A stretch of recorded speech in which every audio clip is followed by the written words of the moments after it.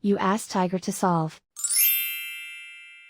This deals with linear equations with one unknown. The final result is m equals -9. Let's solve it step by step. Group all constants on the right side of the equation. Add 1 to both sides.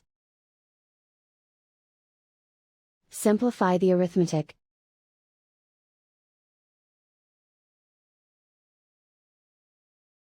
Isolate the m. Multiply both sides by 9. Group like terms. Multiply the coefficients. Simplify the fraction. Simplify the arithmetic. And so the final result is m equals -9.